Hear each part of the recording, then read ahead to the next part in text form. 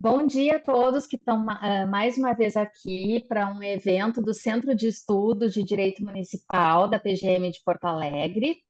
Meu nome é Karin Prediger e eu vou estar mediando hoje o nosso evento, sou a coordenadora do CEDIM, e nós temos hoje para esse encontro uma temática que é pouco difundida nos meios da graduação, né? Nem sempre há tempo para os professores de tributário se dedicarem largamente a isso.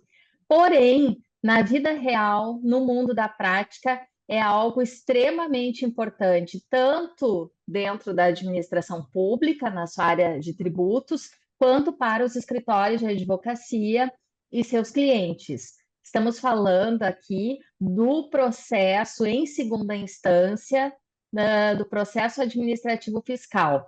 E abordaremos hoje, então, essa estrutura que temos no município de Porto Alegre, que é o Tribunal Administrativo de Recursos Tributários, tratando de como acontece esse processo administrativo fiscal e qual é a estrutura do tribunal, como é seu funcionamento. E para abordar essa temática, nós teremos ninguém menos do que Flávio Abreu. O caro Flávio é colega, auditor fiscal da Receita Municipal de Porto Alegre, com uma extensa formação, que além de presidente do TART em sua segunda gestão, ele também é presidente do Conselho Regional de Administração, que ele é graduado em administração pela Universidade Federal de Santa Maria e graduado também em Direito pela FMP do Rio Grande do Sul. E mestre em administração também pela Unicinos, entre outras tantas qualificações aqui, que eu não tenho nem espaço nem tempo para dizer, porque o currículo do Flávio é imenso e ele é professor também. Então, nós vamos aproveitar essas habilidades dele como professor. Esperamos que vocês encaminhem as perguntas pelo chat, que eu estarei repassando para ele assim que for oportuno. Portanto, eu vou estar mediando durante a fala dele, eu vou passar aquilo que for cabível naquele momento e, eventualmente, deixando alguma pergunta para o final. Fiquem muito à vontade para mandar as suas perguntas, tá? Elas são desejáveis, porém, eu só vou pedir que todos mantenham seus microfones mutados para que não haja, né, nenhuma intercorrência durante a fala que possa perturbar aquilo que a gente está ouvindo. Então, sejam mais uma vez muito bem-vindos a essa aula de hoje e sintam-se mais uma vez muito à vontade para a troca de ideias e perguntas. E com isso, eu vou passar a palavra, então, para o doutor Flávio e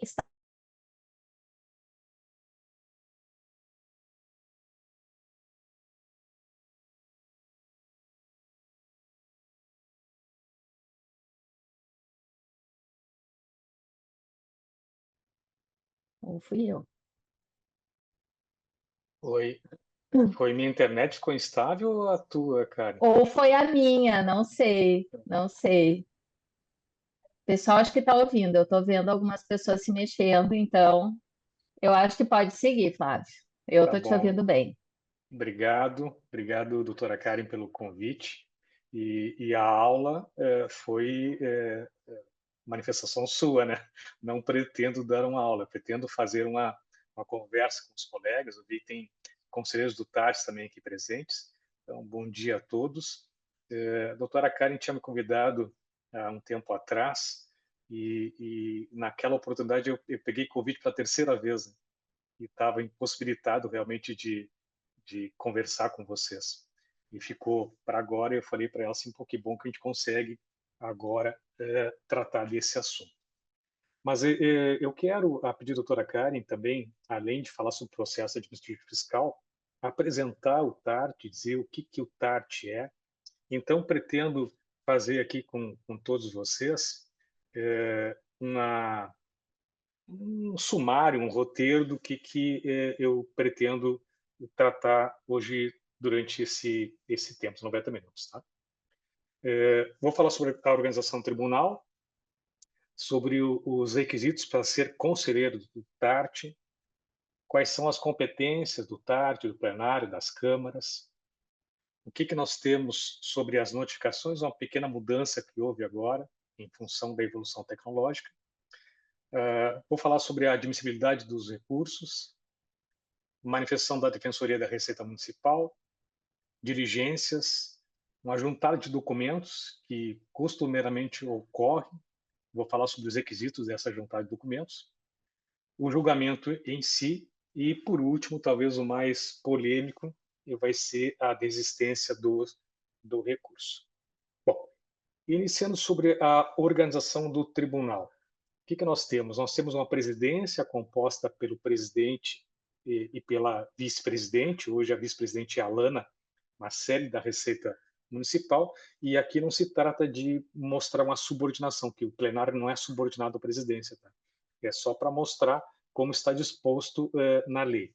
Então, nós temos um plenário, e nesse plenário ele é dividido em duas câmaras. Depois eu vou falar sobre as competências dessas duas câmaras. Uma coisa interessante de ressaltar é que essa estrutura, ela não dá para dizer que é recente, né? É de 2005. Antigamente, nós tínhamos o Conselho Municipal de Contribuintes, que era unicameral, ou seja, existia apenas uma Câmara, um plenário. E todos os assuntos eram levados para a discussão desse colegiado. O resultado era que havia um represamento muito grande de processos. Quando o TART foi instituído em 2005, nós tínhamos processos com 12 anos de existência. Hoje não existe mais isso. O tempo médio, o tempo máximo de processos hoje que nós estamos analisando aqui, por algumas questões de diligências, são de 400 dias, 430 dias. Nem perto dos 12 anos que existiam antes. Bom, nós também temos uma Defensoria da Receita Municipal, e, como eu disse, não é a subordinação, e uma Secretaria-Geral que trata da parte administrativa do tribunal. Bom, essas duas câmaras, cada câmara é composta por 7 conselheiros, e o TART, então, tem esse número de conselheiros, 14 conselheiros. Tá? O plenário ele tem 13 conselheiros, porque o vice-presidente não participa do plenário, para manter o número ímpar, para possibilitar o desempate, se for necessário. Bom, quem compõe a primeira Câmara do TART? A CIERGS, né, o Centro das Indústrias do Rio Grande do Sul, CIERGS, FIERGS. Temos também o Conselho Regional de Contabilidade do Rio Grande do Sul, a Associação Comercial de Porto Alegre, o Conselho Regional de Administração do Rio Grande do Sul e o Conselho Regional de Economia, o Corecon-RS. Vejam que nós temos cinco entidades que compõem a primeira Câmara. E vocês vão reparar na diferença da composição da segunda Câmara. Na segunda Câmara nós temos quem? A Associação Rio Grandense de Imprensa, a ARI. Doutora Karen, eu não coloquei aqui, doutora Simone também, o nome extenso Secovi seria usado toda a lâmina, né? É o Sindicato da Habitação, Secovi RS. Toda a lâmina, não, vocês viram a minha idade, né? Chamar o slide lâmina é bem antigo. O CREA do Rio Grande do Sul também participa do tribunal. O Colégio Notarial na seção do Rio Grande do Sul. O Conselho Regional de Arquitetura, depois do desmembramento do CREA entre Arquitetura e Engenharia, o CAL participa também da segunda Câmara. A Sociedade de Engenharia do Rio Grande do Sul, a SERGS, a FEComércio e a OAB do Rio Grande do Sul. E, por último, mais novo, incluído agora recentemente, no mês de setembro, foi o CRECI, Conselho Regional de Corretores de Imóveis, CRECI-RS. Por que essa Eu estou diferença? eu estou vendo, Flávio, que foram incluídos. Eu já fui conselheira do TART, Uhum.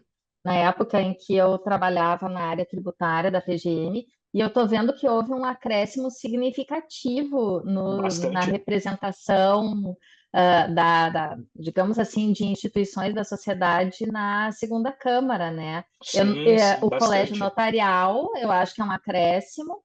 É novo.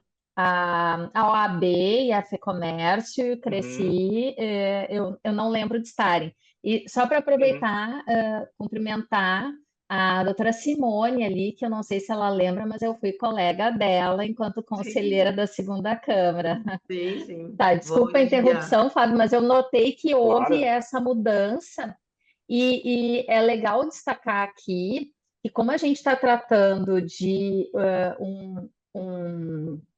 um braço da administração pública julgando decisões que são também da administração pública, a gente nota então que tem representação da sociedade por meio dessas instituições, né? Para que não seja a sim, administração julgando sozinha as suas próprias decisões, né?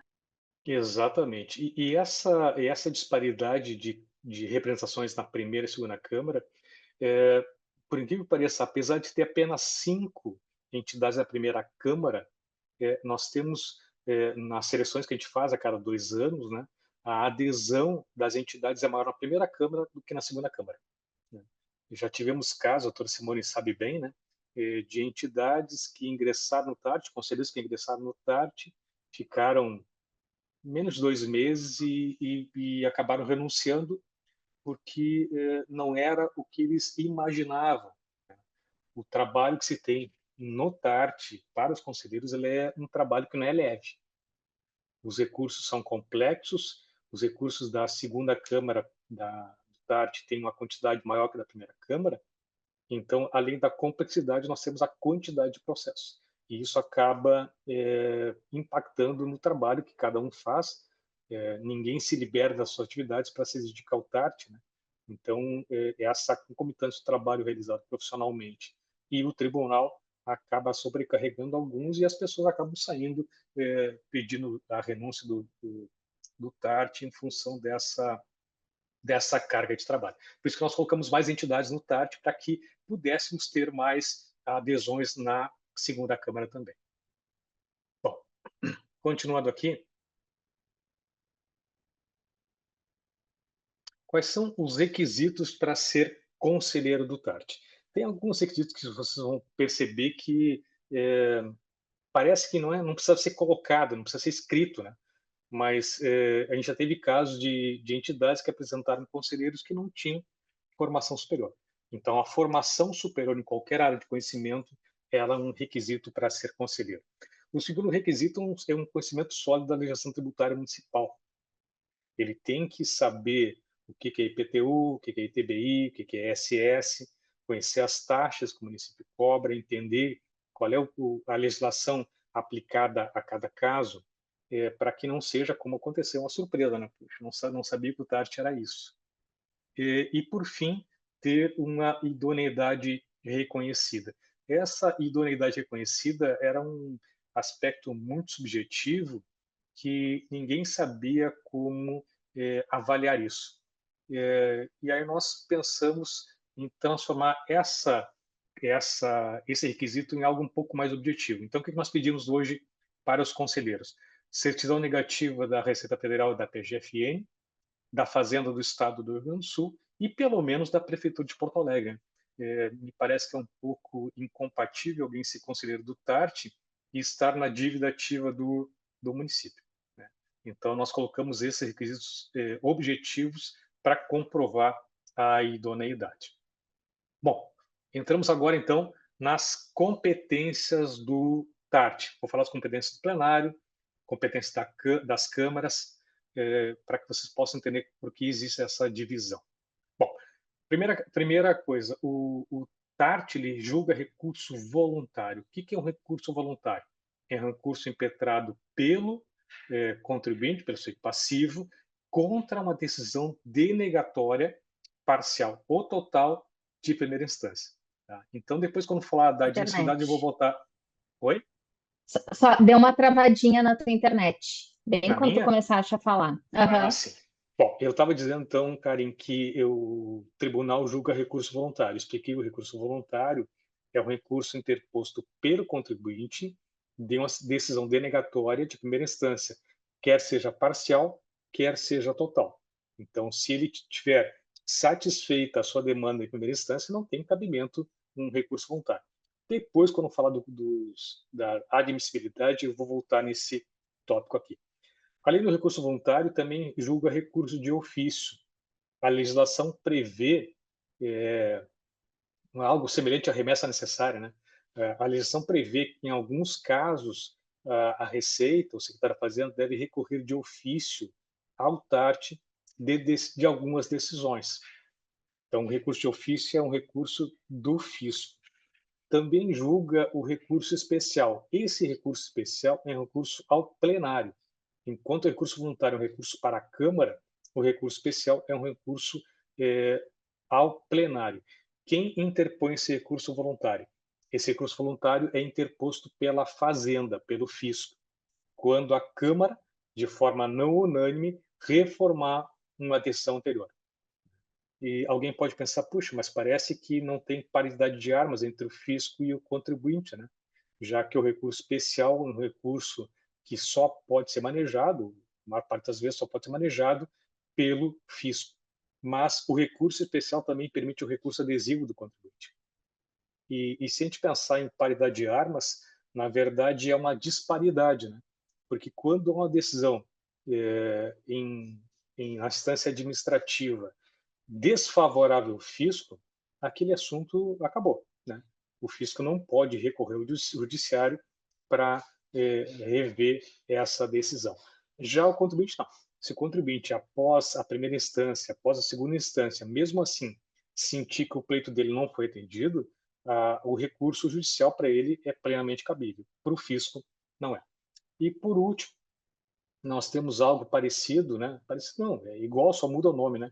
Aos embargos de declaração, que nós chamamos de pedido de esclarecimento ou de suprimento de omissão. Toda vez que houver contrariedade, obscuridade ou omissão na decisão, essa peça recursal ela é cabível. Hoje ela é cabível, inclusive, na admissibilidade. Quando se nega a admissibilidade de um recurso, o contribuinte pode entrar com pedido de esclarecimento ou de suprimento de omissão. Bom, vamos então para as competências específicas. Quais são as competências do plenário do tribunal? Julga, como eu tinha dito, o recurso especial. Esse recurso especial, então, ele é manejado pelo fisco, pode ter um recurso adesivo também do contribuinte, e em alguns casos não, nesses três últimos anos que eu sou presidente, nós não tivemos nenhum recurso especial. Então, é realmente uma peça que hoje em dia não está em uso. O plenário também julga o pedido de esclarecimento ou suprimento de omissão de suas decisões. Então, aqui, quando a decisão da Câmara houver contradição na decisão da Câmara, esse recurso não é julgado pelo plenário, e apenas pelo plenário, as decisões do plenário que são sujeitas a esse pedido de esclarecimento ou de suprimento de omissão. O plenário também julga os conflitos de entendimento sobre a legislação tributária municipal entre as câmaras. Não tem notícia de nenhuma oportunidade desde a criação do TART em 2005 que o plenário tenha julgado o conflito de entendimento sobre a legislação tributária entre as câmaras. Nós já tivemos algum entendimento divergente entre as câmaras logo no início com relação à interposição da reclamação. O que acontecia, principalmente na pandemia, aconteceu muito, né? A interposição da reclamação feita pelo correio. Então, a postagem no correio era num dia, o correio entrega essa correspondência 5 dias depois, 6 dias depois, e quando era recebida, ela era intempestiva. O que a primeira Câmara entendeu, e a segunda Câmara não entendia assim, mas agora me parece que também entende da mesma forma, que o que vale é a data de postagem, né? Então, o recurso, a reclamação, que se chama o processo de reclamação, é aquela impugnação contra o lançamento, que é a primeira instância, então julga a reclamação. Quando a reclamação ela é interposta, o que vale para o entendimento do TART é a data da postagem do recurso. Obviamente que agora, com o Sistema Eletrônico de Informações, o SEI, né, eu não tenho notícia de ter recebido algum recurso via correio. O recurso todo é interposto pelo SEI, então essa questão não se justifica mais. Bom, também tem por incumbência proceder à unificação da jurisprudência das câmaras. Também não tem notícia, desde 2005, de alguma sessão plenária que tenha atuado para fazer essa unificação da jurisprudência. E, por último, sumular a jurisprudência uniforme do entendimento do TART. Nós tivemos um único pedido de edição de súmula, que foi do Conselheiro Gamaliel, da PGM. Ele fez o pedido de edição de súmula, e depois de um tempo, acho que uns 2 meses, ele analisando, eu vou tratar desse assunto depois, tá? Na último slide. Ele analisando e viu que era muito complexo para sumular. E depois vocês vão entender por que eu estou dizendo que ele é muito complexo. Bom, essa é a competência do plenário, né? A segunda Câmara, eu vou começar pela segunda Câmara, depois eu vou explicar o que a primeira Câmara faz. A segunda Câmara, como a primeira Câmara, julga um recurso voluntários. Então, quando o contribuinte, após a interposição de uma reclamação, vê que o seu pleito não foi totalmente atendido, ele pode ingressar com um recurso voluntário na primeira Câmara ou na segunda Câmara. E também, das suas decisões, ela julga um pedido de esclarecimento ou de suprimento de omissão. Como eu disse, esse pedido... Entra aí, só, Sim. Flávio, desculpa te interromper, mas Claro. entra aí para o pessoal que ter uma noção assim, quando tem uma divergência com relação ao valor que tem que pagar de PDI. Isso seria um exemplo que gera um recurso que pode subir para o TART? Um pedido de esclarecimento? Não, não. Ou só na. Hã? Não? Pode ter para o tribunal, mas não pedir esclarecimento. Só um pouquinho. Não estou falando pedir de esclarecimento, só para as pessoas entenderem na prática como é que chega como é que acontece uma primeira instância e o que vai para o TART. Mais ou menos para o pessoal se situar assim Sim. na sua vida prática enquanto cidadão, né? Ou aqueles que não, profissionais que não atuam na área tributária, onde acontece aquela reclamação e como é que Sim. isso acaba num recurso voluntário. Tá. De qualquer lançamento tributário, seja de ISS, de IPTU, taxas ou de ITBI, né, nós temos a possibilidade do recurso voluntário. O que tem mais discussão no tribunal com relação à ITBI é a preponderância. Essa tem discussão na ITBI. O pedido de reavaliação de valor de estimativa, não. Não. Quando o contribuinte não está satisfeito, ele pede uma reestimativa, não satisfeito, a divisão de avaliação de imóveis faz uma análise técnica para dizer se aquele valor está adequado ou não ao valor de mercado. Mas do ITBI, o que Isso é nós um temos no grande TART... tema da polêmica, da polêmica, digamos assim, atual de TBI, né? É uma das grandes temáticas. Então, só para o pessoal Não é. entender um pouco aqui. Eu acho que não é tanto, Karen. Eu não tenho dados atuais, tá? Mas eu acho que a Sandra tá junto aqui, né? A Sandra Maluza é a superintendente da Receita Municipal. Eu tenho a impressão que o pedido de reestimativa, que é o primeiro pedido, é em torno de 1,5% das estimativas. Sandra, Olha, é isso, não é? Não tenho um dado preciso, Flávio, para informar, mas é baixo, sim. A gente É não tem muito notícia baixo, de que seja muito baixo. um grande problema, assim. Isso.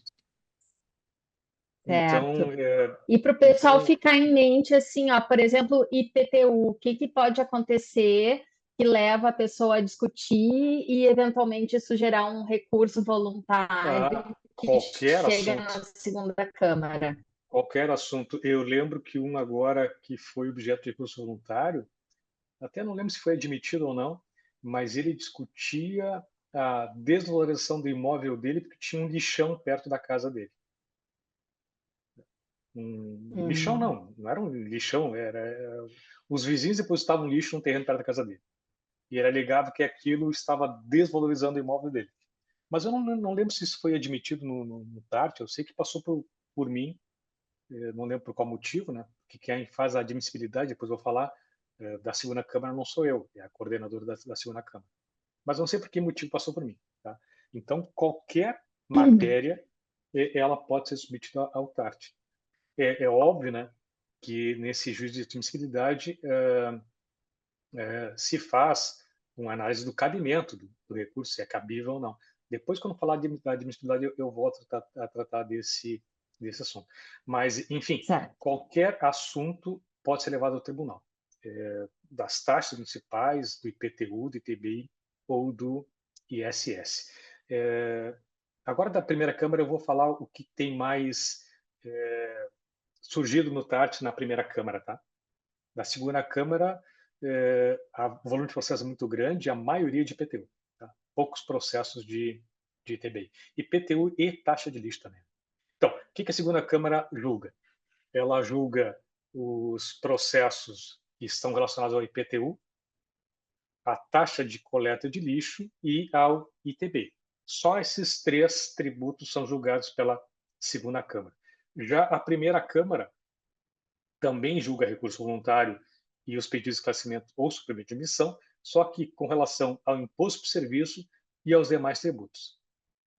Nós julgamos o TART, eu acho que foi ano passado, se me engano, uma taxa ambiental e alguma outra taxa que eu não lembro qual, mas é um assunto que surgiu pela primeira vez no tribunal. Acho que é a taxa de licenciamento ambiental, se não me engano, que nós julgamos dois casos. Acho que um caso era de um shopping, outro não lembro o que é. Então, tudo aquilo que não é IPTU, taxa de lixo e ITBI é da primeira Câmara. Né? E, obviamente, o maior volume é do imposto de serviços.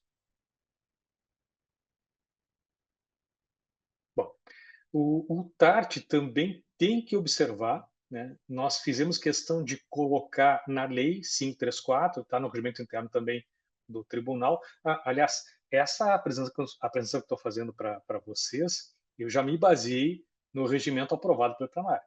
Ainda não foi homologado pelo prefeito, mas todo o material aqui ele já está baseado nesse novo regimento interno. Bom, o que o tribunal precisa observar? As decisões do STF ou do TJRS em controle concentrado de constitucionalidade sempre após o trânsito em julgado. Parece redundante de escrever, mas é bom. É bom a gente deixar bem claro isso aí. Também a súmula vinculante, os acordos em incidente de assunção de competência ou de resolução de demandas repetitivas e em julgamento de recurso extraordinário e especial repetitivo, também após o trânsito em julgado. Nós temos um caso de recurso repetitivo do STJ, não lembro qual é o número dele, mas é com relação a agenciamento e intermediação de mão de obra. Alguns conselheiros defendiam uma posição diversa, então, na lei, a gente resolveu colocar essa observação compulsória pelo tribunal para evitar o tribunal julgar em desacordo com um recurso repetitivo do STJ, por exemplo. E, por fim, também os enunciados de súmulas que não sejam vinculantes, né, do STF e do STJ. Então, qual é a ideia? É evitar que o TART julgue em desacordo com o entendimento predominante no judiciário, porque se fizer assim, o contribuinte com certeza vai recorrer ao judiciário e, além de não recebermos o recurso, o município vai pagar honorários de sucumbência para o advogado. Bom, entramos na parte das notificações. Quais são os meios de notificação? 4 meios de notificação. O primeiro deles é a notificação pessoal. Né? Nós ainda fazemos a notificação pessoal. A Marcinha, que trabalha na secretaria, ela faz esse trabalho de ir até, claro, quando é em Porto Alegre, né? Ela vai até o local para fazer a notificação pessoal. Por quê? A gente ganha muito tempo com isso. Tá? A notificação pessoal é mais rápida, apesar de ser um pouco mais custosa, do que a notificação por outros meios. E, obviamente, a gente está discutindo aqui casos, muitas vezes, de R$ 1.000.000, né? Então, ter um custo de R$ 50 para notificar um contribuinte que deve R$ 1.000.000, na verdade, não dá para dizer que é um custo, é um investimento. Também podemos fazer pelos correios, muitas vezes a gente faz isso, e nesse caso de ser feito pelo correio, a notificação ela é considerada realizada na data que consta no aviso de recebimento, entregue, né? A gente consulta isso no site dos Correios, ou 5 dias após a expedição da correspondência. Também fazemos por meio eletrônico. Antigamente o termo era e-mail, né? Agora colocamos meio eletrônico, porque pode ser qualquer meio, né? Não fizemos ainda, mas até porque não tem agora, né? Mas isso aqui permite fazer até por redes sociais, né? O próprio STF fez agora a notificação do X pela própria rede, né? Então, abre espaço para fazer notificação por qualquer tipo de meio. Rede social, WhatsApp, SMS e correio eletrônico também. Bom, nesse caso, o meio eletrônico ela pode ser usado quando o contribuinte ou seu advogado indicar esse meio.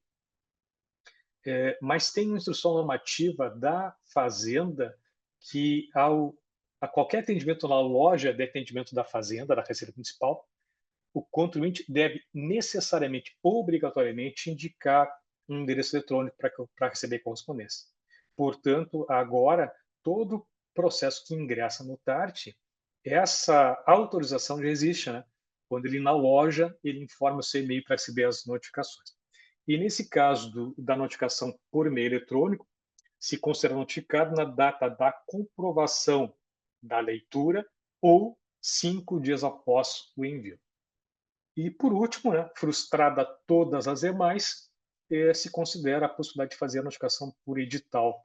Eu tenho a impressão que a segunda Câmara está em vias de fazer a notificação por edital agora. Tá? Tem um contribuinte que ele tem trocado de e-mail com muita frequência, não sabemos qual o motivo que ele faz troca de e-mail com tanta frequência, e não o endereço que ele indica não reside ninguém. Então, estamos em via de fazer essa notificação agora por edital também, para evitar postergação demasiada do prazo do recurso. Bom, entro agora na admissibilidade. Essa admissibilidade é feita por quem? Quando o recurso é dirigido ao plenário, é o presidente que faz. Quando é a Câmara, ou seja, um recurso voluntário, quem faz essa análise de admissibilidade é o coordenador, ou da primeira Câmara ou da segunda Câmara. O que se analisa nessa análise de admissibilidade? Primeiro, o cabimento do recurso. Nós tínhamos na primeira Câmara, nesse ano ainda não vi, né, muito recurso ao TART relacionado ao Simples Nacional.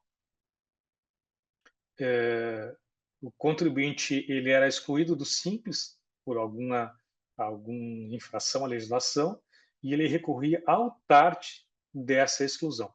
O TART não analisa isso.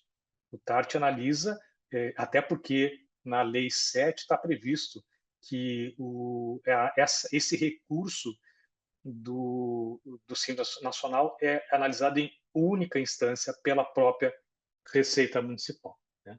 E aqui também não se fala em duplo grau de jurisdição, alguns alegam isso, né?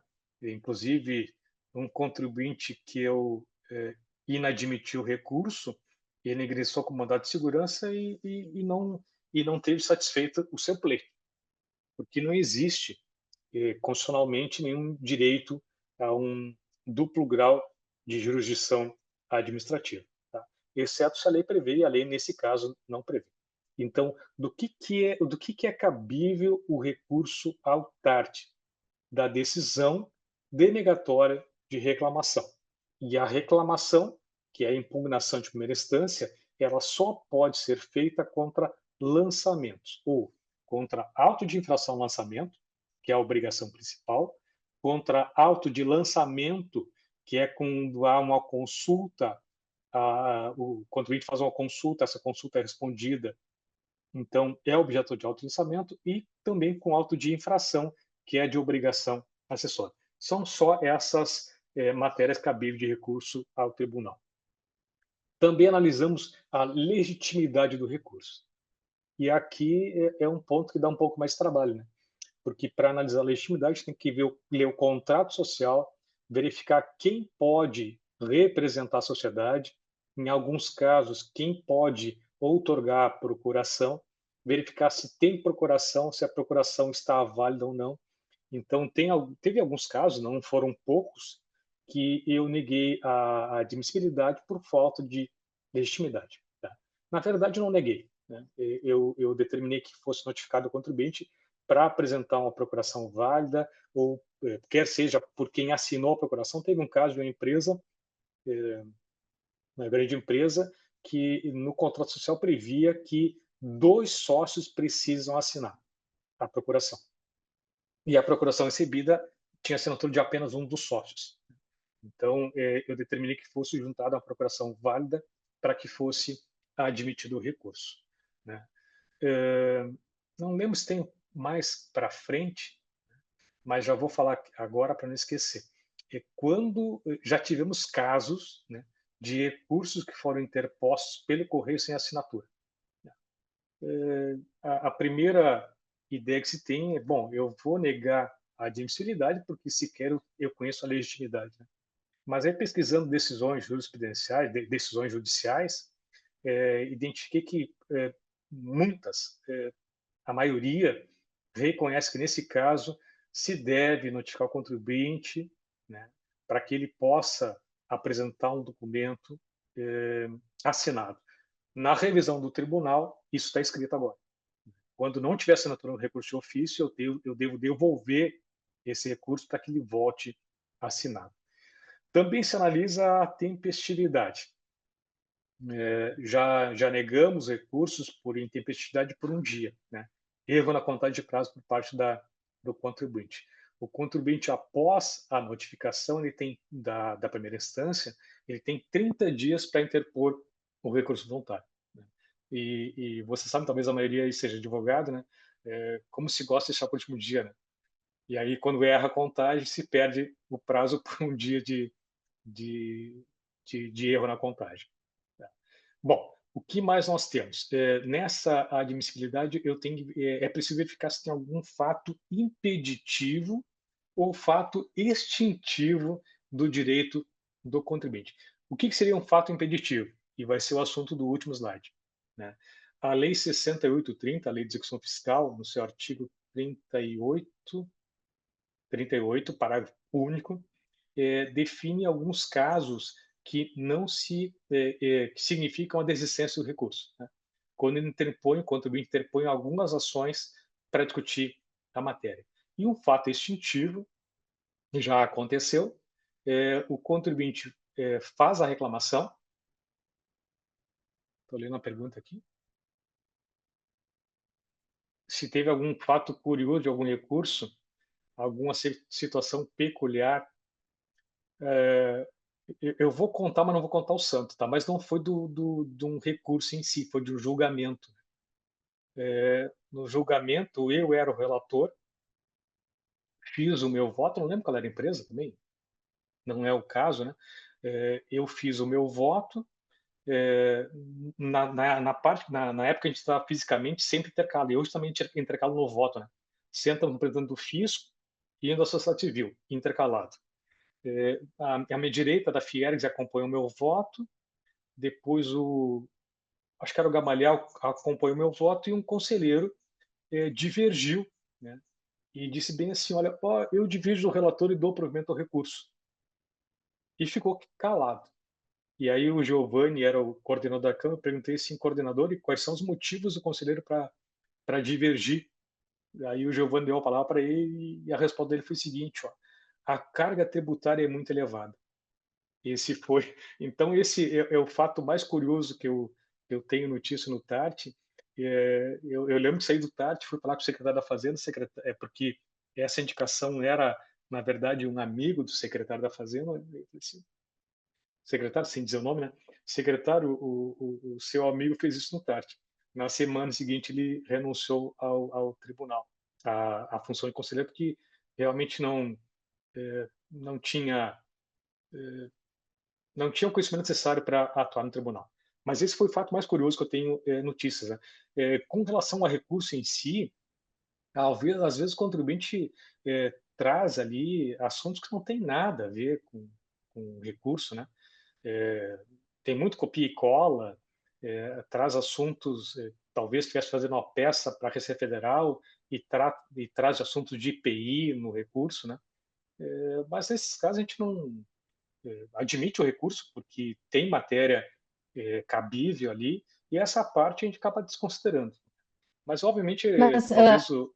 Oi?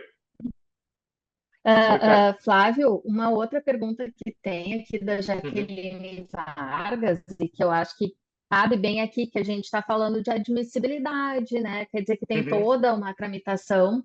E a Jaqueline está perguntando assim, se esse direito a contraditório, e ampla defesa, né, que gera uma demanda para a administração pública, se isso não entra em tensão com o princípio da eficiência, né? Porque existe uma pressão também para que a arrecadação seja mais rápida e eficaz, e ao mesmo tempo o contribuinte tem vários prazos para recurso.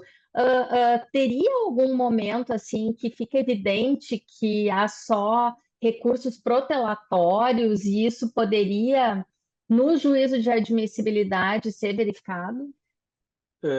No recurso voluntário, eu nunca verifiquei isso, tá? Mas essa colisão de princípios, são dois princípios, né? Princípio da ampla defesa e princípio da eficiência.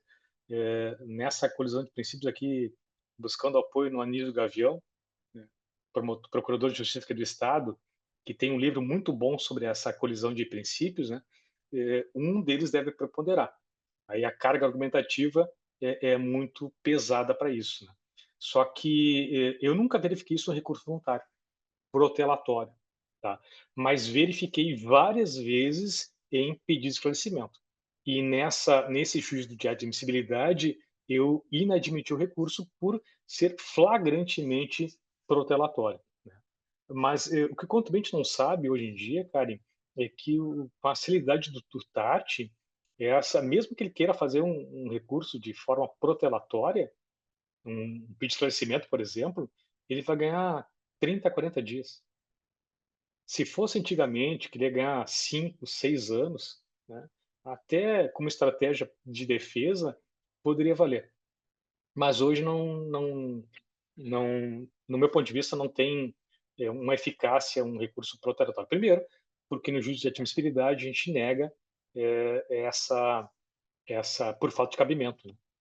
Porque o pedido de esclarecimento ele tem que ter contradição, omissão ou obscuridade. A simples insatisfação com relação à decisão não gera o direito aos embargos, ao pedido de suprimento ou esclarecimento.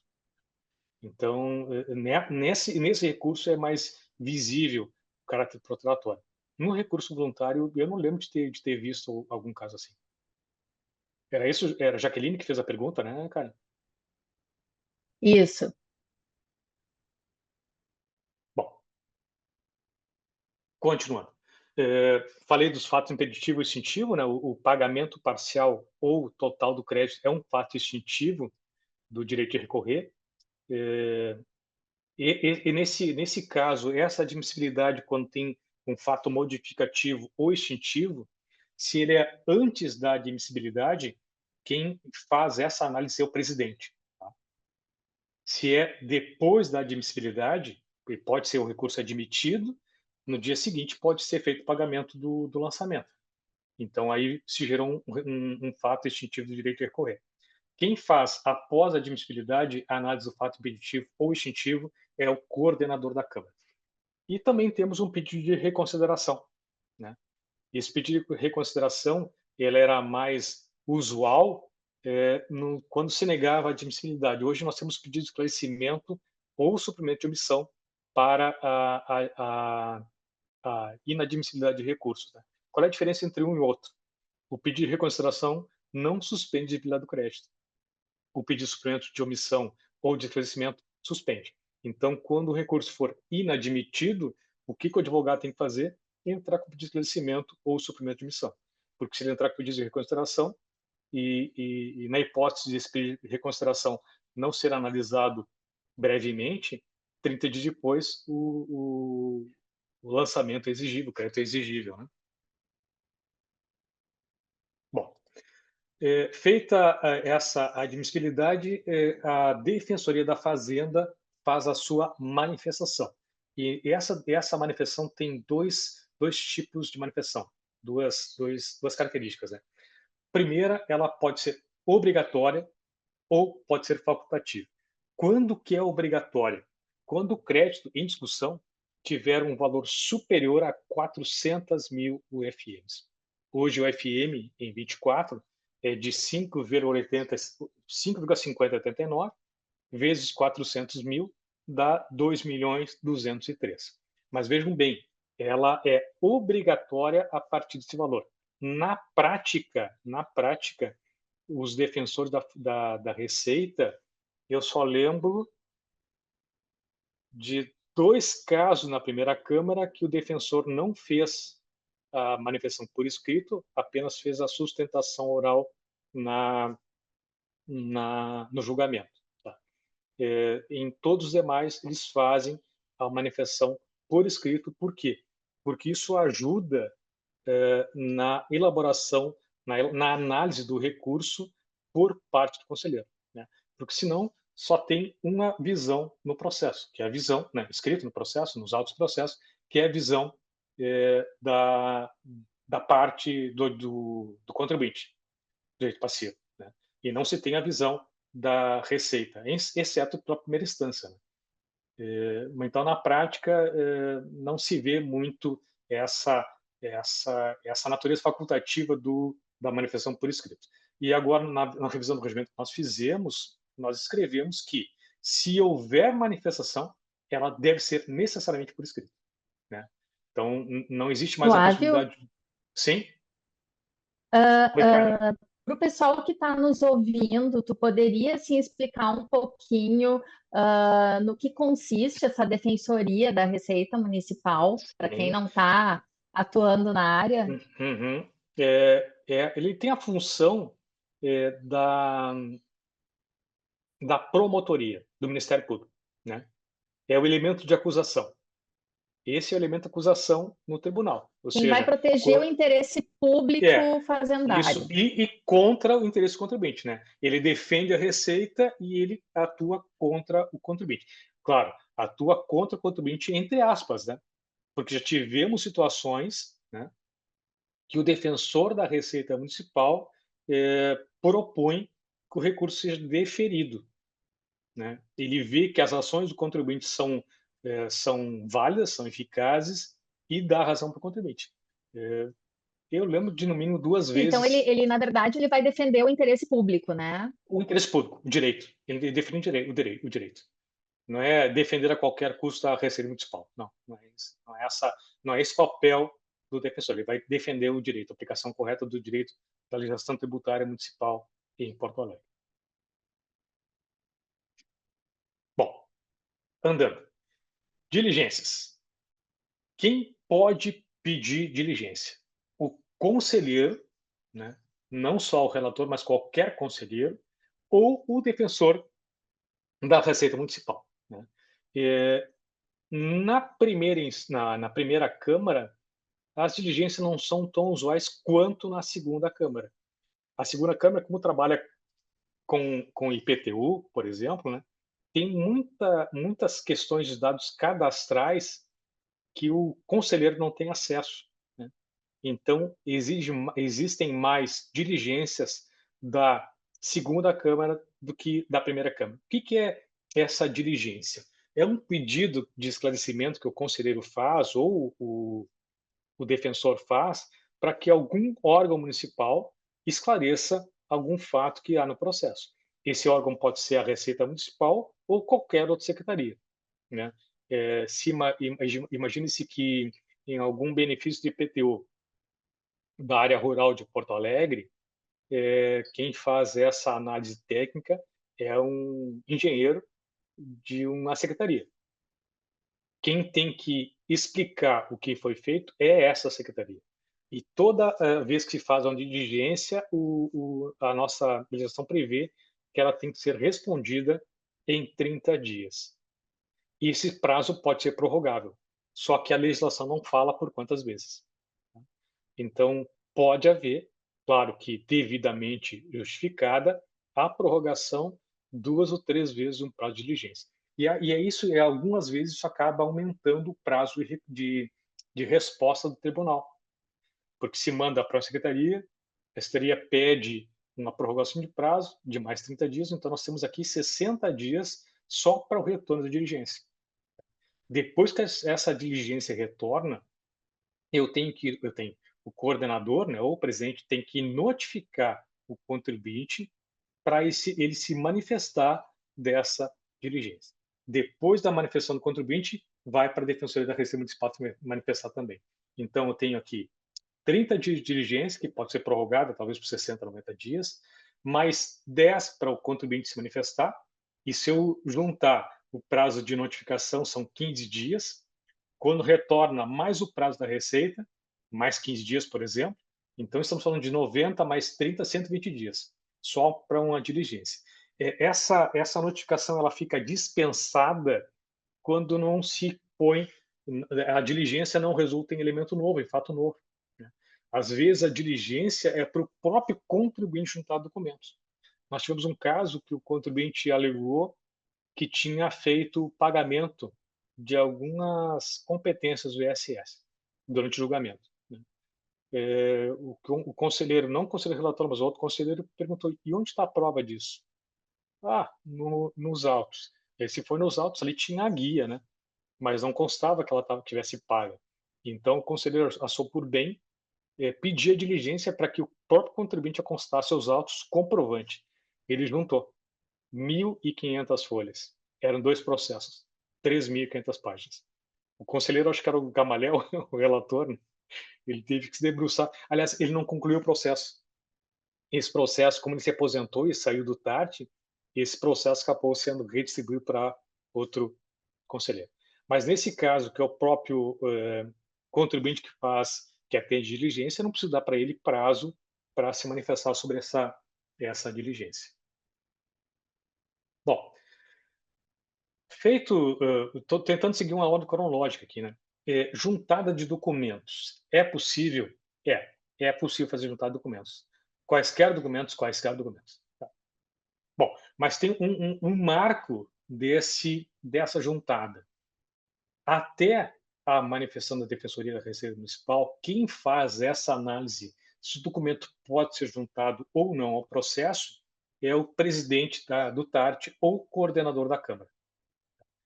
Feita a manifestação da Defensoria da Receita Municipal, quem pode dizer se aqueles documentos podem ser acostados ao processo ou não é o plenário ou a Câmara. Via de regra, a primeira Câmara, não sei quanto em relação à segunda Câmara, mas a primeira Câmara, quando o contribuinte, mesmo que intempestivamente, ou seja, após a manifestação da Defensoria, ele pede uma juntada de processo, documentos ao processo, a Câmara, via de regra, tem aceitado isso. Né? Bom, quando a Câmara intempestivamente aceita esse documento, e pode até ser na sessão de julgamento, a sessão pode ser suspensa. Né? Por quê? Porque tanto o defensor da Receita quanto os conselheiros precisam conhecer esses documentos. Né? Claro, se o documento é uma coisa trivial, que não impacta muito no processo, e já aconteceu isso, o defensor abre mão do pedido de suspensão do processo, o conselheiro também abre mão, e a gente continua o julgamento do processo após a vista desse documento novo. Bom, julgamento. Prévio ao julgamento, nós temos 2 incidentes, né? 2 casos que podem ser de... Flávio, só eu não estou vendo retomando enxergando ali, vocês, tá? Flávio, só retomando ali a questão da manifestação da defensoria. Sim. A Júlia Wolf está perguntando se a defensoria pode propor acordo com os contribuintes em processo administrativo. E eu acho essa pergunta bem importante, porque hoje em dia a gente tenta aplicar, né, tanto na área administrativa quanto na área judicial, toda essa noção de consensualidade da administração pública. Então, acho que por isso o valor Uhum, da pergunta da Júlia é, pode a defensoria identificar que aquela situação ela não é talvez adequada a ser resolvida no tribunal e sim ser encaminhada para, por exemplo, para mediação tributária, né, ou para alguma uhum. outra forma de acordo. Boa pergunta, excelente pergunta, né?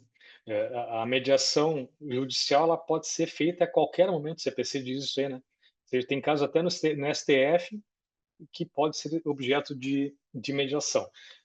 A legislação municipal de mediação, e aí eu não sei quem está presente, talvez a Sandra, não sei se tu, Karen, pode me auxiliar, mas eu tenho a impressão que a mediação no município ela deve ser requerida pelo contribuinte e passa por uma análise da Receita Municipal, nós estamos falando de um caso administrativo ainda, né?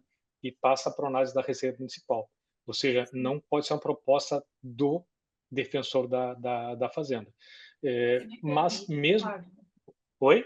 se me permite, eu gostaria de Sim. trazer a experiência da segunda Câmara, em que o defensor da fazenda, o defensor da Receita Municipal agora, né, já Uhum. propôs sim a mediação em um processo do tribunal, na segunda Câmara, ele fica suspenso e é encaminhado para mediação. Já aconteceu. Ótimo. Obrigado, ela não tinha visto estava presente. Não enxergo vocês, né? Mas então está respondido. Eu Então acho que tem essa possibilidade. é uma tendência muito forte, né? Uhum. E eu acho que ela vai começar a aparecer em todos os meandros da administração pública, né? Então, por isso Uhum. essa pergunta da Júlia foi bem pertinente, porque eu Sim. acho que está provocando uma transformação no funcionamento da administração pública, né? Uhum. Nós tivemos um caso na primeira Câmara que o contribuinte pediu a mediação foi indeferida e ele no tribunal se insurgiu contra esse indeferimento. Mas aí não cabe ao tribunal analisar esse indeferimento de pedido de mediação. Mas na primeira Câmara, em casos práticos, nesses anos que eu estou no TART, as defesas são tão efusivas que eu não lembro algum caso que tivesse essa possibilidade de mediação na primeira Câmara, né? Não, realmente não lembro. Mas é bom essa contribuição da Lana. A Lana é coordenadora da segunda Câmara e vice-presidente do TACT. Não tive visto que a Lana estava também presente aqui. Obrigado, Lana, pela tua contribuição. Bom, voltando aqui. Impedimento e suspensão, né? O que é a suspensão? Quando há um interesse pessoal ou profissional, direto ou indireto, de algumas pessoas, né? Do próprio conselheiro, de um parente de até terceiro grau do conselheiro, um interesse de algum amigo íntimo ou de um inimigo capital, né? Ou se o próprio contribuinte é algum amigo íntimo do... É claro que a gente não tem amigo íntimo de pessoa jurídica, né? Mas o sócio da empresa, por exemplo, é algum amigo íntimo do conselheiro ou é algum inimigo capital do conselheiro. Eu lembro que um caso comigo, um contribuinte, na sua manifestação, não era um advogado, eu acho que era um economista, contador, não lembro, né? Ele falou: eu sou amigo do conselheiro Flávio. E a amizade que ele tinha comigo era troca de e-mails, né? Então eu fiz questão de deixar claro na sessão de julgamento que eu não tinha amizade com ele. Foi até constrangedor para ele, né? Falei assim, olha, eu, o nível de amizade que eu tenho com o patrão da recorrente aqui é apenas troca de 2 ou 3 e-mails, né? É Nada um mais que mero isso. conhecido, né? É um mero conhecido, né? Eu, O que eu não não é sei se... difícil, porque embora Porto Alegre seja uma capital média, assim, de médio porte, tem determinados meios em que as pessoas se conhecem de Isso, nome, né? claro. Pode ter pedido uma informação, né? Pode ter sido Uhum, aluno, por exemplo, Flávio, tu sim. que és professor, se fosse um ex-aluno teu, isso não gera Uhum. suspeição, né? Não, não, não. Agora, eu tive uma situação no TART em que eu me dei suspeita, porque eu dava aula numa instituição, portanto, eu era Uhum. remunerada por essa instituição e ela ingressou com um recurso. Aí eu me dei por Aconteceu comigo também. suspeita. Aconteceu comigo É. também. Mesma coisa aconteceu comigo. Eu era professor da instituição, ela entrou com recurso, eu me declarei suspeito porque eu era. E não só comigo, também com o representante do Corecon também aconteceu a mesma coisa. A esposa dele era professora dessa instituição de educação e ele se declarou suspeito para julgar, né? E também a suspeição pode ser por questões de foro íntimo. Bom, impedimento. Impedimento aqui são interesses de pessoas jurídicas então é uma questão mais objetiva, né? O interesse de pessoa jurídica das quais os conselheiros ou defensor faça parte, quer seja como acionista, né? Aqui é um problema, né? Antigamente não era comum, né? Mas hoje qualquer um compra ação, né? Eu posso comprar ações do Banco do Brasil, por exemplo. Deve estar quanto? Não sei quanto ação, mas deve estar menos de R$ 20, né? Eu posso comprar um lote de 100 ações do Banco do Brasil e ser acionista do Banco do Brasil. Mas isso impediria que eu participasse de um julgamento que envolve o Banco do Brasil, efetivamente? Talvez teria que ver, analisar a natureza da ação, né? Porque Uhum. tem determinadas ações em que a gente não tem nada como Não tem direito ao interferir. voto? Uhum. Então, preferencial? Ou até mesmo pela quantidade, que muitas vezes é insignificante Uhum. para gerar algum tipo de. Aí não sei como é feita essa avaliação, né? É, também, mas imagina um lote de 100 ações, R$ 2.000 da Petrobras, né? Para o capital da Petrobras é insignificante, né? Ou seja, o poder de influência é zero, né? É Mas, irrisório, enfim, irrisório. tem essa previsão, né? E também ele ser empregado, membro de diretoria de algum conselho de administração, conselho fiscal, por exemplo, de alguma empresa que esteja em recurso voluntário, em recurso ao TART, né? Também há um impedimento quando o conselheiro tem oficiado em primeiro grau, né?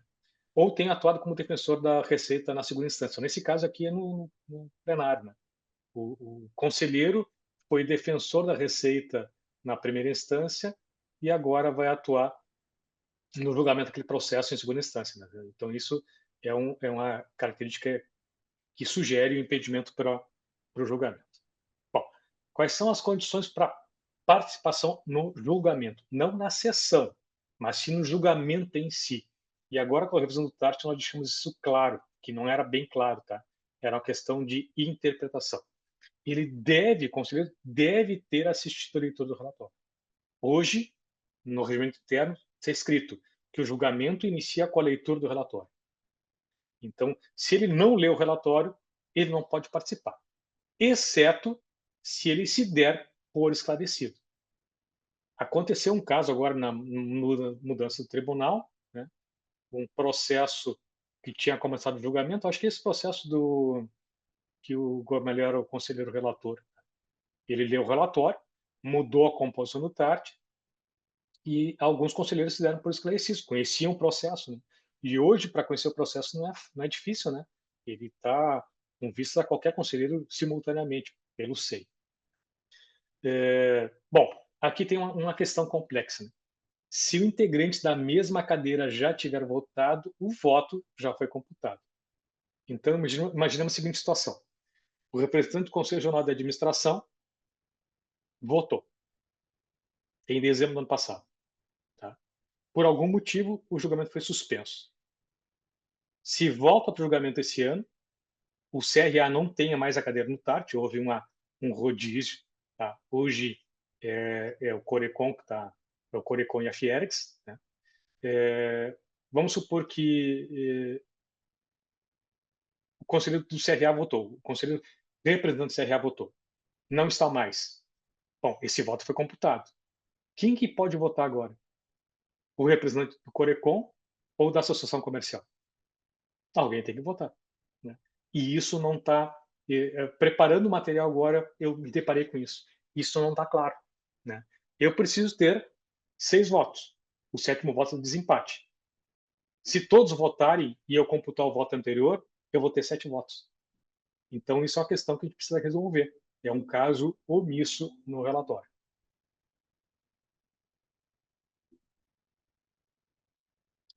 Bom, nós também temos algumas preferências ou prioridades na tramitação que inclui o julgamento. A primeira prioridade, o pedido de esclarecimento sobre admissão, ele é julgado em primeiro lugar nas sessões que tem julgamento de pedido de esclarecimento ou de recurso voluntário. Tá? Havendo 2, o pedido de esclarecimento ele tem preferência. Tá?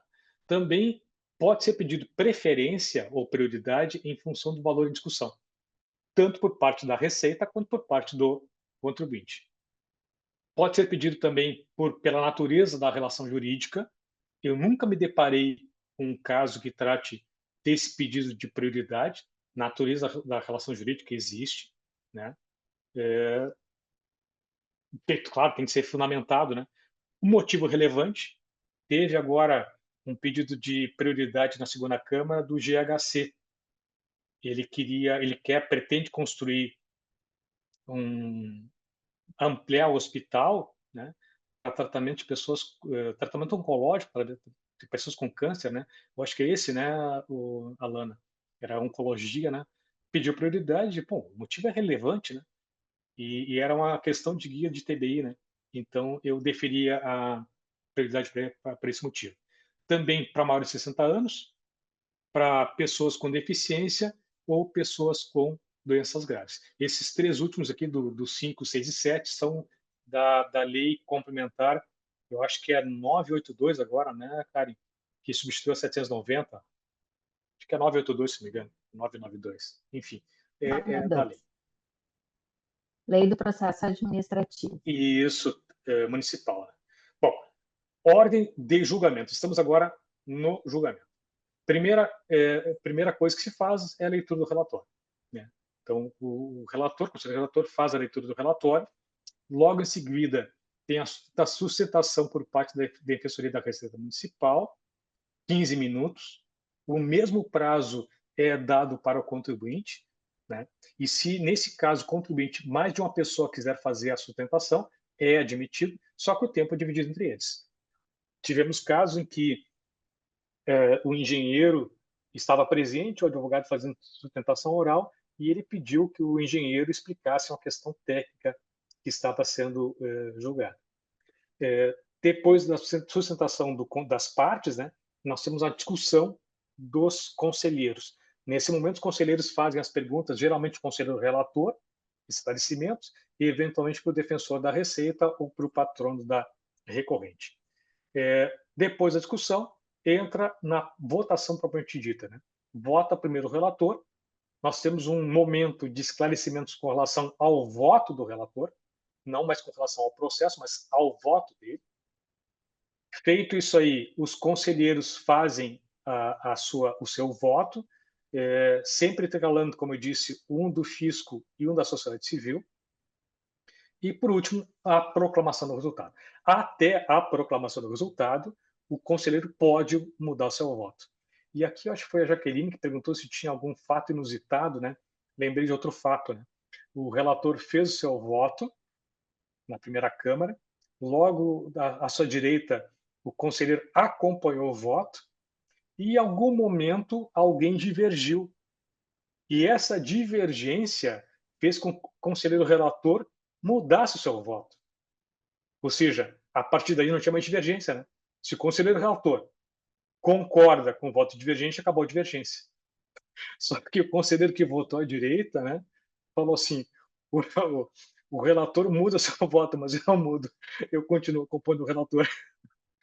Ou seja, virou um momento cômico ali na sessão, né, porque o Giovanni precisou perguntar para ele, mas conselheiro, o senhor vota como? Porque o conselheiro relator agora acompanha a divergência. O entendimento desse não é mais A, é B. O seu entendimento é A ou B. E ficou aquele silêncio ali, porque ele não sabia o que fazer, né? Mas são alguns fatos que acontecem e geram uma confusão, né? O que queria dizer é que ele mantinha o entendimento A, ou seja, o voto divergente agora era dele. Bom, preliminares. Tá? Nós temos alguns tipos de preliminares. A prescrição e decadência, elas devem ser arguídas como questão preliminar. Né? E, via de regra, temos isso aí. Também, com preliminar, a Defensoria da Receita pode arguir alguma falha na admissibilidade, quer seja por tempestividade, por cabimento, por intimidade, qualquer motivo. E também o impedimento suspensão, a arguição de impedimento e suspensão, né? Esse incidente processual, ele deve ser arguído com preliminar, quando o conselheiro ou o defensor não se declararam impedidos ou suspeitos para o julgamento. Bom, quero apresentar para vocês aqui a resolução, né? É uma resolução, eu acho que é a última que eu assinei, essa aqui. Tá? Ela é composta de partes, né? Como qualquer sentença, tem um relatório, tem uma argumentação, uma fundamentação e tem uma parte dispositiva. Então, nós temos aqui a identificação do processo, das partes, tá? Eu estou mostrando para vocês porque a resolução ela é pública, tá? Eu já passei no chat, depois, se der tempo, eu mostro aqui na internet como é que se buscam essas resoluções. Então, tem toda a identificação do processo, do número dele, das partes, quem é o relator, quando foi feito o julgamento, quem é o defensor da Receita, tem a ementa do julgamento, né? Uma ementa bem sintética, todos os anos, esse ano não foi diferente, né? A gente pede que o Eduardo Tedesco faça uma palestra com os membros do TART, os novos, né, para mostrar como é que se elabora, se redige uma resolução. E temos a conclusão, né, o que se decidiu. Então, nesse caso aqui, por unanimidade, foi negado o provimento do recurso voluntário nos termos do voto do conselheiro relator, que foi o conselheiro Otávio. Tá? Então, depois eu vou mostrar para vocês onde que encontro essas resoluções. Se não der tempo, já passei aqui no chat, a Karen pode depois passar para todos vocês essa consulta pública. Tá? Bom, desistência do recurso. É possível? É. E tem dois tipos de desistência. Bom, a primeira desistência é aquela desistência voluntária do recurso. O contribuinte não quer mais discutir. É possível? É. Acontece? Acontece. É raro? É. Eu lembro de um caso na primeira Câmara, não sei se a Lana tem alguma notícia da segunda Câmara, nesses últimos 3 anos, um caso de desistência do recurso. Né? Porque tinha um refis. O contribuinte queria aderir ao refis. E para aderir ao refis, ele precisa desistir do recurso. Então, ele fez a desistência do recurso para aderir ao refis e ganhar um desconto muito substancial na multa do lançamento. Né? Essa desistência ela tem que ser manifestada em petição dirigida ao presidente do tribunal. Então, independente do recurso quer que seja recurso voluntário ou recurso especial, essa petição é sempre direcionada ao presidente do tribunal. E ele vai declarar essa encerramento desse litígio, e isso independe de homologação pelo colegiado. Se o contribuinte desiste do recurso voluntário, há uma declaração dessa extinção do feito e a Câmara não precisa se manifestar se concorda ou não concorda com essa desistência. Mas há também, né, como eu disse, dois tipos de desistência. A voluntária, que foi essa que eu apresentei para vocês agora no slide anterior, e uma decorrente. E decorre do quê? Vocês lembram que na admissibilidade eu tenho que analisar fatos extintivos ou impeditivos do direito de recorrer? Né? Então, aqui nós temos o pagamento total ou parcial do crédito em discussão, é um fato extintivo do direito de recorrer. Então, pagou parcialmente ou totalmente é um fato extintivo. Né? Nós tivemos um caso na segunda Câmara agora, né, que houve o pagamento, mas houve um engano na emissão da guia, o que o contribuinte queria era um depósito administrativo, né? Embora nem precisasse, porque o próprio recurso voluntário já suspende a edibilidade, ele queria fazer o depósito administrativo e foi emitido uma guia de pagamento. Então, no sistema, constava como pagamento do lançamento e não como depósito administrativo. Tá? Houve esse processo, a Alana encaminhou para mim e eu entendi, né, e ela também entendeu da mesma forma, nós conversamos sobre isso, né, que não era caso de extinção do feito e prosseguimento dele, porque se tratava de uma intenção que o contribuinte tinha que não foi feita da forma que ele esperava. E o segundo, o mais polêmico, é a propositura de ação judicial pelo contribuinte. Esse que é muito polêmico, né? Toda vez que se tem notícia nos autos que há uma ação judicial, o presidente encaminha para a PGM se manifestar. Tá? E a PGM vai dizer se essa ação judicial ela é a mesma, não é idêntica, tá?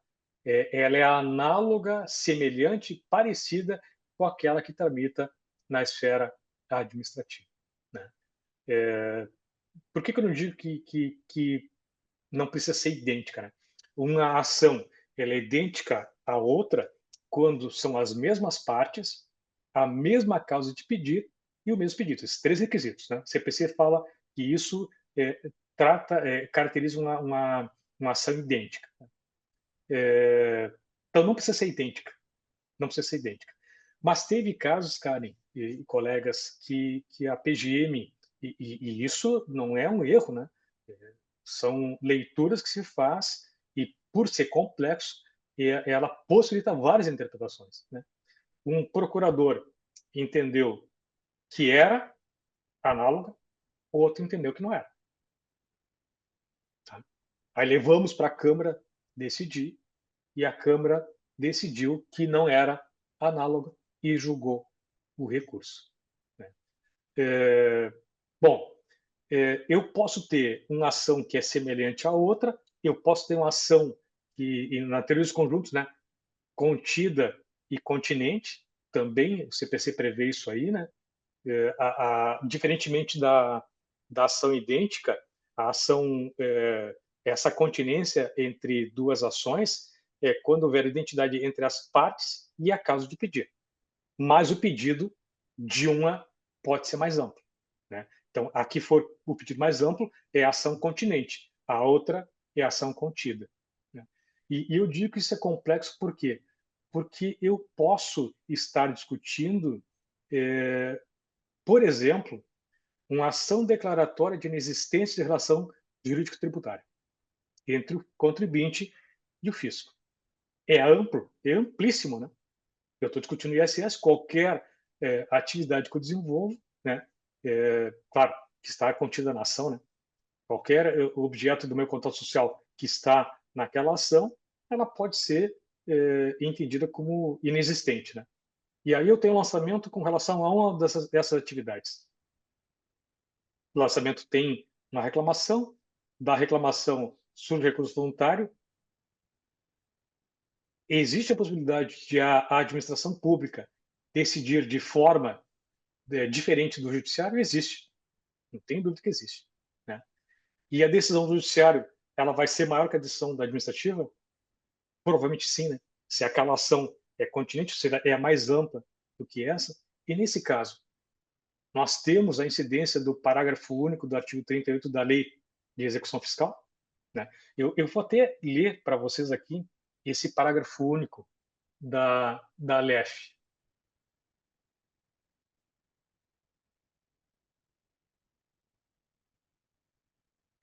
Diz aqui o artigo 38.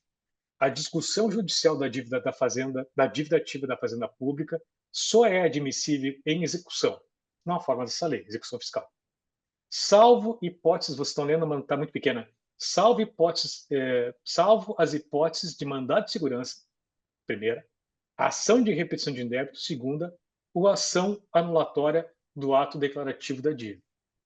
Esta precede o depósito preparatório do valor do débito. Parágrafo único. A propositura pelo contribuinte da ação prevista neste artigo importa em renúncia ao poder de recorrer na esfera administrativa e desistência do recurso a caso interposto. Deixa eu ver como é que eu mudo agora para a outra tela. Bom, o que eu li? Mandado de segurança, repetição de débito e ação anulatória. Uma ação declaratória de relação jurídica tributária é uma ação anulatória? É uma ação de repetição de débito? É um mandado de segurança? Não é. Mas afeta a esfera administrativa? Afeta. Então, por isso que eu digo que isso é muito complexo, né?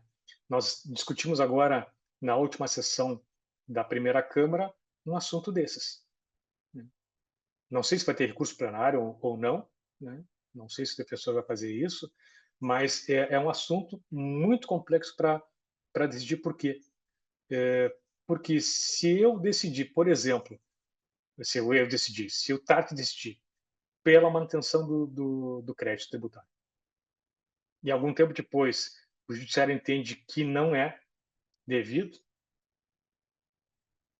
o que acontece com o contribuinte, com esse crédito, né?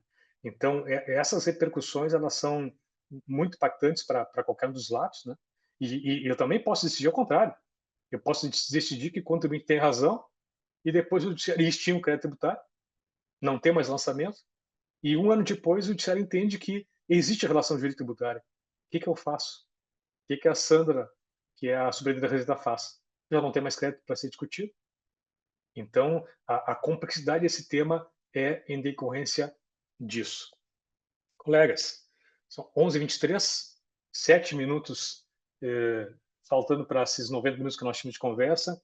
Eu agradeço a presença de vocês, fico à disposição. Tenho meu e-mail aí, caso alguém queira trocar alguma questão comigo, fico à disposição. Karen, mais uma vez eu estou aqui à disposição de vocês. Obrigado pela oportunidade de a gente conversar sobre o TART. Flávio, obrigada pelas tuas colocações. Eu tenho uma pergunta que eu acredito que ela é uma dúvida que eu tenho com relação ao futuro, tá? Porque a Sim. gente vai ter uma reforma tributária que vai impactar, inclusive na questão da competência para a execução fiscal e, enfim, para a cobrança de tributos. No TART já se tem discutido alguma coisa em como isso vai impactar na estrutura do TART? Não discutimos ainda, né? O que nós Mas eu temos... acredito que seja uma coisa que tenha que ser Isso, pensada, né, daqui para diante. A gente está esperando agora são as leis, né? As leis nacionais que vão tratar desse assunto, para que aí a gente possa fazer o movimento, né? Eu lembro de um caso que nós editamos uma lei, não lembro qual era o caso, antes do Congresso Nacional, né? Não lembro exatamente qual era o caso, mas não sei se era uma decisão judicial, o que era, uma emenda constitucional, não lembro o que foi, né? Mas a nossa teve um dia de vigência anterior à lei nacional. Criou um imbróglio aqui, né? Era possível, não era possível, se judicializou a questão. Eu não sei se a OAB judicializou, e não lembro qual foi o desfecho, eu acho que foi mantida, né? Foi mantida. Mas então a gente está esperando, assim, aquele ditado gato escaldado, né? Então a gente está esperando agora para ver o que vai acontecer para que a gente possa adequar internamente a parte administrativa do tribunal. Sim, sim. E eu tenho aqui vários agradecimentos no chat, eu acredito que agora tu possas ver, né? Tem agradecimento tanto de residentes quanto de servidores. E Flávio, tu sempre com a tua didática, eu acho que foi super esclarecedor, até porque eu acredito que para quem não atua diretamente, sempre fica um pouco na dúvida de como assim a própria administração julgando as suas próprias decisões, né? Como é que o contribuinte eventualmente pode ter o seu direito realmente apreciado com isenção? E essa aula, então, mostra que a composição do TART é bem mais ampla. Eu mesma, enquanto conselheira, no tempo que eu fui da segunda Câmara, eu vi várias vezes se dava razão ao contribuinte, né? Não sempre, mas isso acontecia, não era uma coisa tão rara assim, parcialmente ou integralmente, ou, claro, dando muitas vezes Uhum. razão à fazenda pública, mas eu acho importante as pessoas terem essa visão, e eu dou meu testemunho aqui do alto profissionalismo dos integrantes dessa instituição, e eu me orgulho de ter podido participar para testemunhar isso. Enquanto servidora que sou da PGM, eu tenho muito orgulho do Tribunal Administrativo que se conseguiu instituir no município e de manter, assim, eu vi que foi ao longo do tempo uma instituição que gerou muita eficiência, e que eu acredito que os contribuintes que vão ao TART, eles percebem isso, percebem a eficiência, o profissionalismo. E teve uma residente aqui, ai, Karen, tu podia levar a gente para uma sessão do TART, eu acho que ia ser muito Estão interessante. Eu disse assim, agora convidados. elas são virtuais. Estão convidados. Dá para participar, sim, com certeza. Como é que pode acessar para assistir virtualmente uma sessão do TART? Mandam um e-mail para tart@portoalegre.rs.gov.br. Tá Deve ter no certo. site. E a pauta das sessões está no site, né? Está no site, fica Então, a publicado no pessoa site. pode ver se vai ter da primeira Câmara, da segunda Câmara, ou, eventualmente, do Pleno do TART, né? Quando Isso. acontece As sessão do Pleno. sessões da primeira Câmara ocorrem geralmente na quarta-feira à tarde e as sessões da segunda Câmara na terça e quinta pela manhã. Tá certo. Flávio, eu só não me encontrei aqui no chat que tu tinhas dito que tinha passado, não sei se foi porque eu caí e tive que voltar.